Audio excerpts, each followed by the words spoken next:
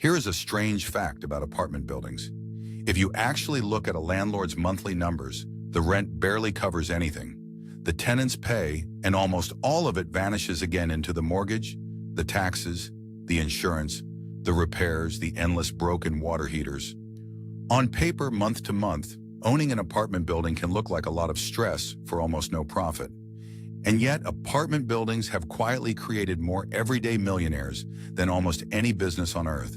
Not tech founders, not traders, just ordinary people who bought a building, held it, and became wealthy. So how do both of those things sound true at once? How can the monthly cash be so thin and the fortunes be so real? Because collecting rent was never how you actually get rich owning an apartment building. The rent is just the cover story. Underneath it are four quiet engines, and once you see them, you understand why the wealthy have loved this one asset for 100 years. This is the economics of owning an apartment building. Let's start with the first engine, and it is the one almost everybody underestimates. Other people's money. When you buy an apartment building, you do not pay for it. The bank does. You might put down 20 or 25%, and the bank hands over the rest. So with a relatively small slice of your own cash, you control a large, valuable asset. That is leverage, and it cuts both ways. But in normal times, it is the single most powerful force in the whole business. Here is why. Imagine you put down a few $100,000 to control a building worth a few million. If that building rises in value by just 10%, you have not made 10%. You have made 10% on the whole building, measured against your small down payment. Your actual return on the cash you put in can be enormous. The bank took no share of that gain.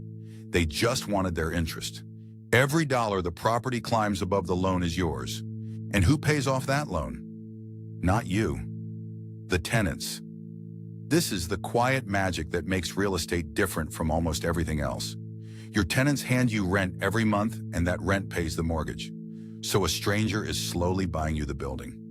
Year after year, the loan balance shrinks, your ownership grows, and you did not put in another cent. You wake up owning more of the asset every single month, funded entirely by the people living in it. This is exactly why the biggest, most sophisticated investors on the planet, the pension funds, the private equity giants, the insurance companies, have poured hundreds of billions of dollars into buying up apartments. They are not doing it for the thrill of fixing water heaters. They are doing it because leverage plus a crowd of tenants paying down the debt is one of the most reliable ways ever invented to turn a little equity into a lot. That alone would make apartments a good business. But the second engine is where it becomes something special: forced appreciation. Think about how a normal house is valued. It is worth whatever similar houses nearby just sold for. You cannot really change that, but an apartment building is not valued like a house. It is valued like a business on the income it produces. Its worth is roughly its yearly net income divided by a market rate called the cap rate. That sounds technical, but the consequence is thrilling for an owner. It means the value is tied directly to the income, and you can control the income. If you raise the rents a little, add paid parking, put in a laundry room, or trim the running costs, you increase the building's net income. And because the value is that income divided by a small percentage, every extra dollar of yearly income can add $10, $15, $20 to the value of the building. You are not waiting and hoping the market goes up. You are manufacturing value with a paintbrush and a rent increase. Put a number on it. Say a building trades at a 5% cap rate, which means every dollar of yearly income is worth about $20 of value. Now imagine you have 20 units and you raise each rent by just $50 a month. That is $600 a year per unit, $12,000 a year across the building.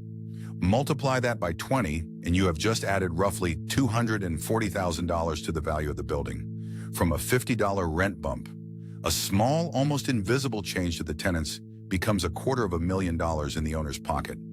That is the terrifying, beautiful math of forced appreciation. So already you have a large asset bought mostly with the bank's money, being paid off by your tenants, that you can actively force upward in value. And we have not even reached the part the wealthy love most, the tax code. Here is the third engine, and it is almost magical.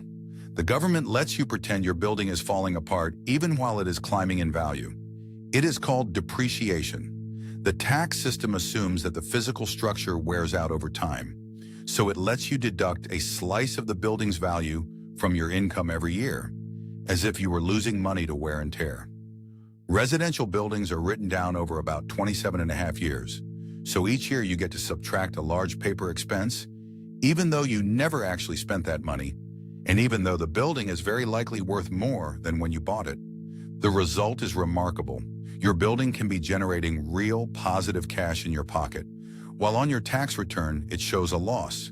You collect the income, but the depreciation shelters it, so you can pay little or even no tax on money you genuinely earn. Investors accelerate this even further with a trick called cost segregation, front-loading those deductions into the early years.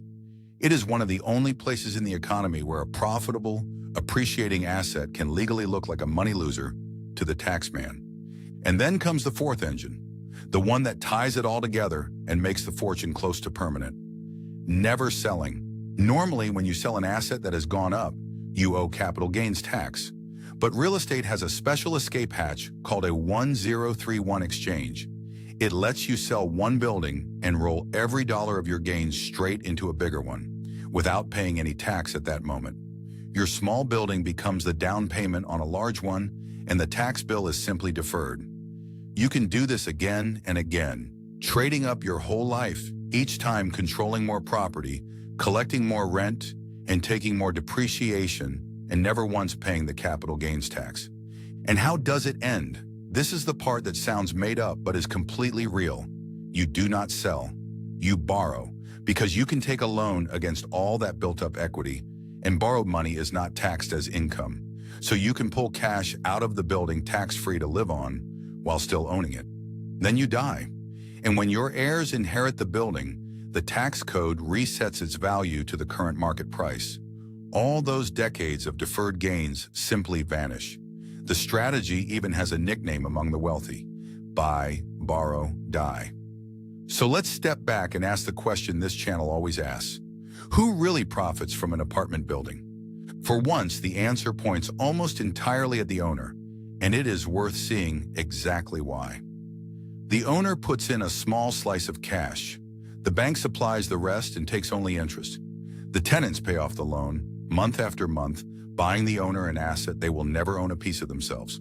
The tax code shelters the income, and then at the end, forgives the gains entirely. Four separate forces, all pushing wealth toward the same person. And who is on the other side of that? The renters. Every month, they hand over a huge share of their income, and at the end of the year, they have built equity in something. It just is not theirs. It is the owner's. They are quite literally paying down someone else's mortgage and funding someone else's appreciation, while owning nothing at the end of it. And the wider public helps too, because the tax breaks that make this machine hum so quietly are subsidies the rest of the taxpayers ultimately cover. So, should you want to own an apartment building? As a wealth-building machine, it is close to unmatched, and unlike almost everything else we cover on this channel, it is actually within reach of ordinary people. You do not need to be a billionaire. You need a down payment, decent credit, and patience. That combination of leverage, tenant-funded loan paydown, forced appreciation, and a deeply favorable tax code is exactly why apartments have minted quiet millionaires for generations. But do not mistake it for easy money. That same leverage that magnifies your gains will magnify your losses just as fast. A wave of vacancies, a spike in interest rates, a major repair, a bad tenant, or new rent control rules can turn the machine against you in a hurry. The thin monthly cash flow we started with is real, and it means you must be able to survive the bad months to ever reach the big payoff. This is a patient person's game, played with borrowed money, worth owning. As a long-term wealth machine, a strong 9 out of 10, one of the few on this channel that a normal person can actually start. Just never forget that the rent, the part everyone thinks the business is about, is the least important number of all. And that is the real lesson hiding behind the rent check. You do not get rich as a landlord by collecting rent. You get rich because someone else pays off your loan, the tax code pretends you are losing money, and the value climbs on income you control, until one day you own a fortune you barely paid for? I'm Mogul Math. Pick a business. We'll do the math.